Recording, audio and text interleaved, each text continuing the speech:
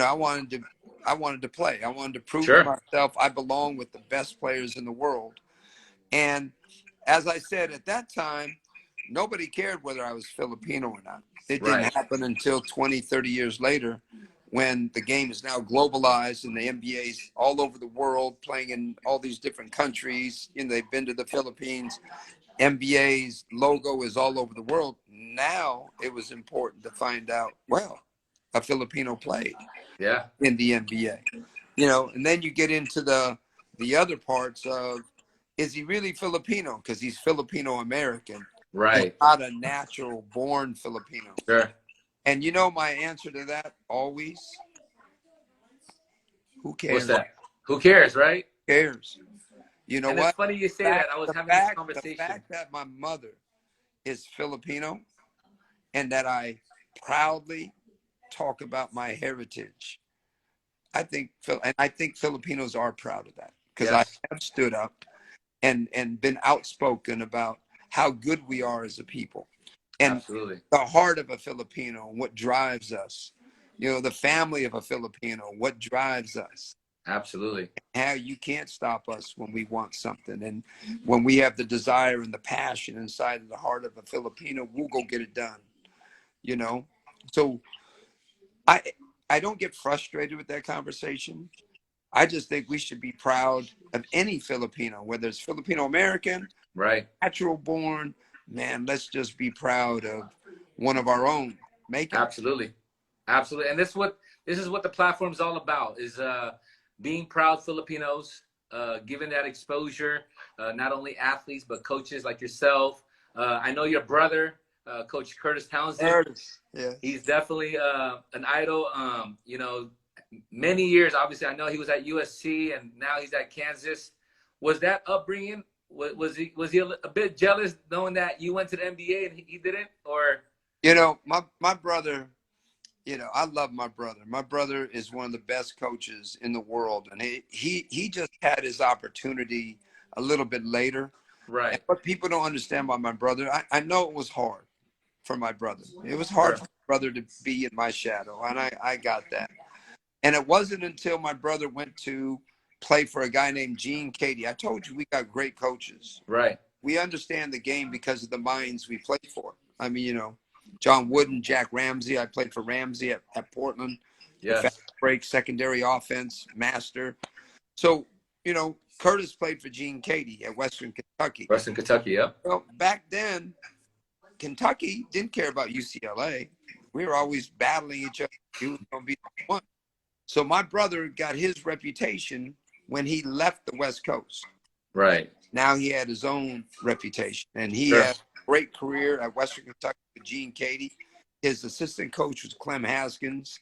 He had some wonderful minds surrounding him. Absolutely.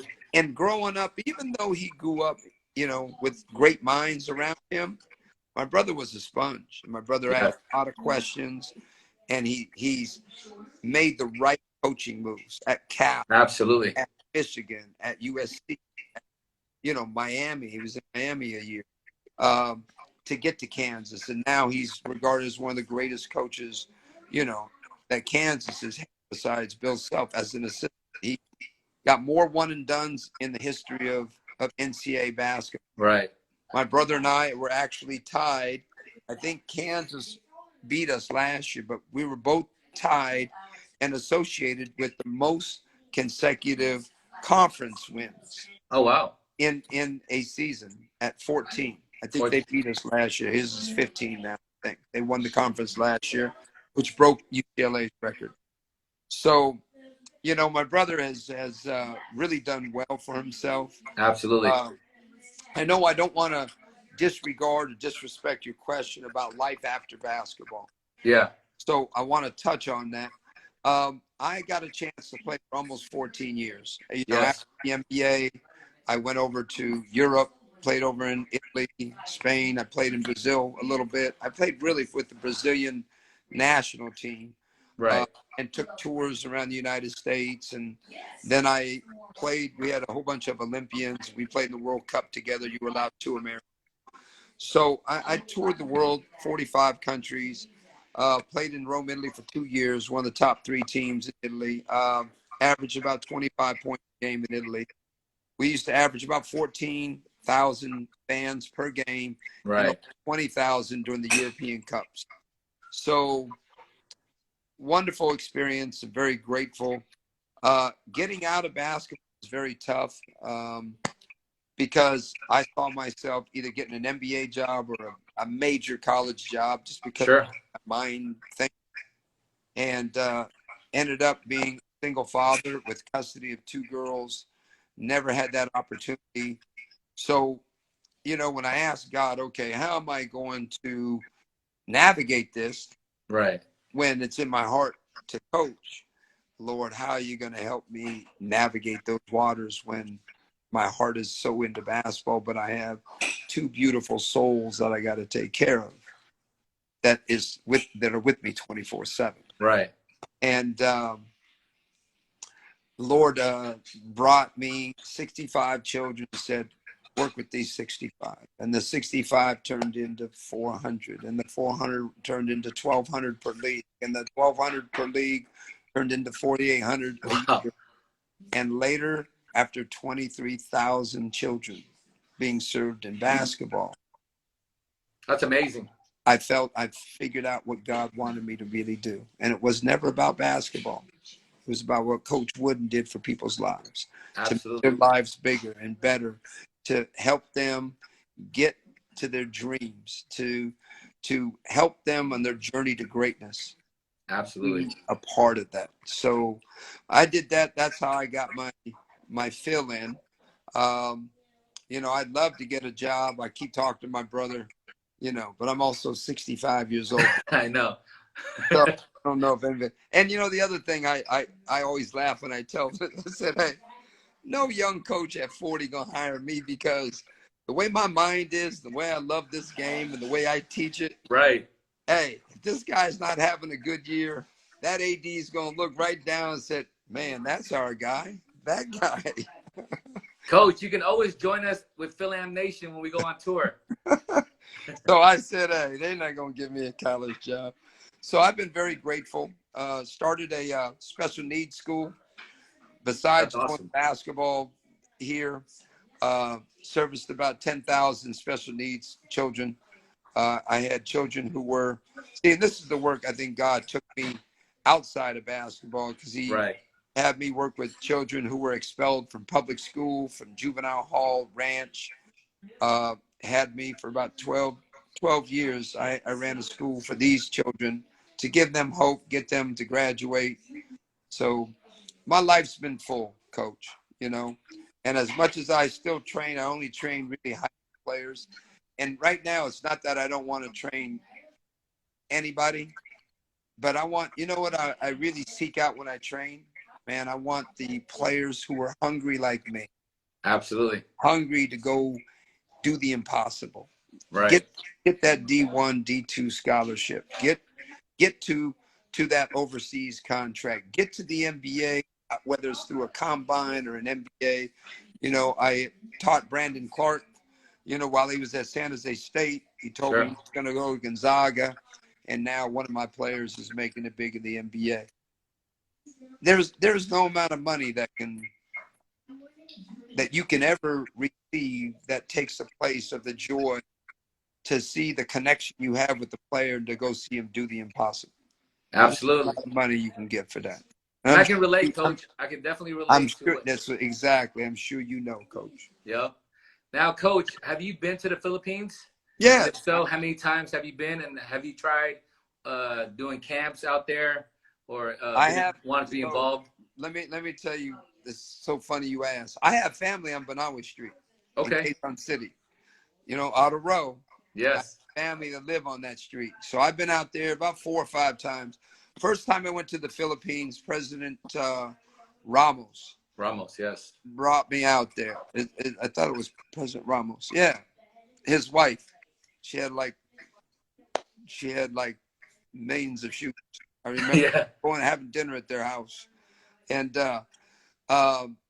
very very hospitable. I don't get into politics, but very hospitable.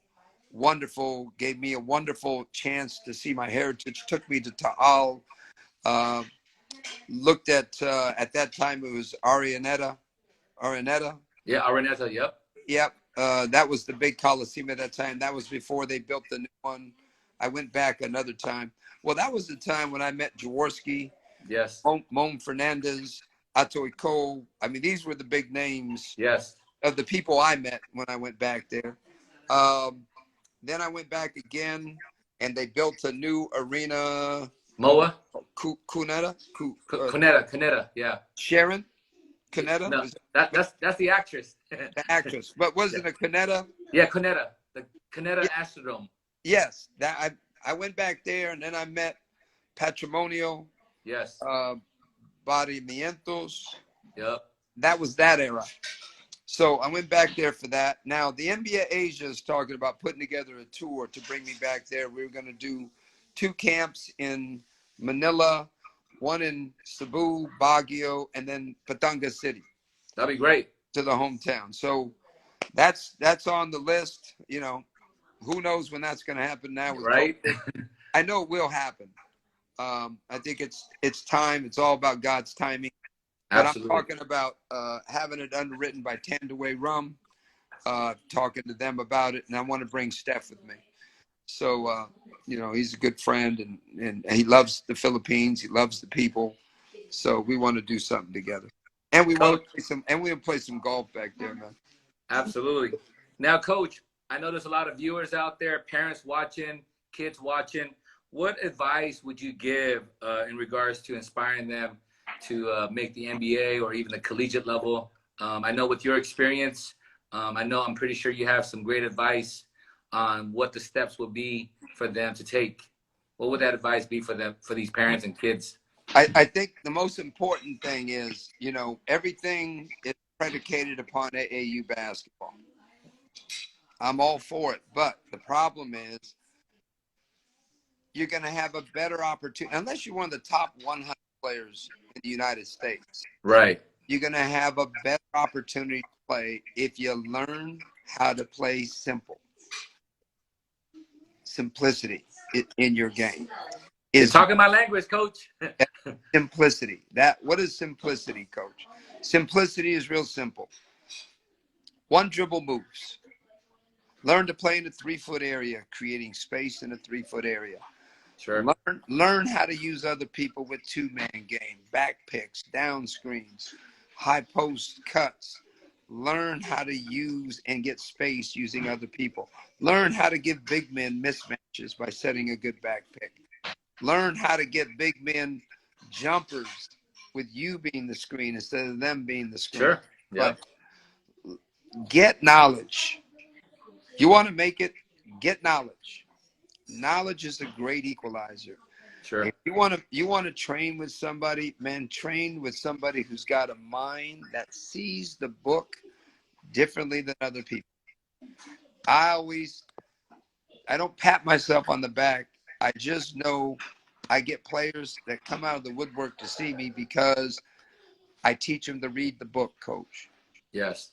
It's an old book, and every chapter in that book is something about a certain aspect of this game. And you don't be a jack of all trades and a master at none. Right. Be a master of this game. Be a perpetual student. That would be the best advice I could give to somebody. And if you want to be a great shooter, one of my shooters plays, one of my great shooters. He's a 6'6" two-guard.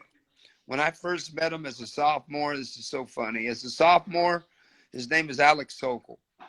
Alex, when I met him as a sophomore, didn't start as a sophomore. He came to me and Right. said, Coach, I really need to up my game. And, you know, he was tall and lanky. And I said, okay, you got to learn how to have footwork first. Your footwork is the base of your shooting. And then you got to get rhythm. You got to understand what rhythm is, a one rhythm from the feet all the way to the top. And now you got to learn what's good shot selection. And now you got to learn to get an old skill called a bank shot. Right. Use every angle of that bank shot because it's a lost art, but it'll come in handy if you understand how to play in this game. You know what? He came back and he showed me his record. And he goes, Coach, this is what I've done this past year. I said, okay, Coach, 250,000 makes on a shooting machine. Wow.